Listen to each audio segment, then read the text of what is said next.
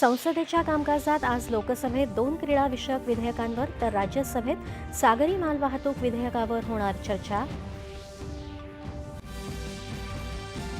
फिलिपिन्सचे राष्ट्राध्यक्ष Ferdinand R Marcos junior यांचं 5 दिवसांच्या दौऱ्यासाठी आज भारतात होणार आगमन. राष्ट्रपती पंतप्रधानांची घेणार भेट. ओपेक संघटनांनी कच्च्या तेलाचं उत्पादन वाढवण्याचा निर्णय घेतल्यानं आंतरराष्ट्रीय बाजारात कच्च्या तेलाच्या किमतीत घसरण.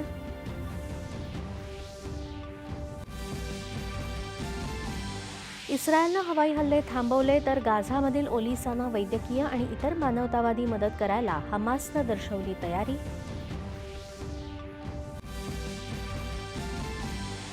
देशभरात राबवल्या जात असलेल्या हर घर तिरंगा उपक्रमात राज्यातल्या जनतेनं सहभागी व्हावं, मुख्यमंत्री देवेंद्र फडणवीस यांचं आवाहन.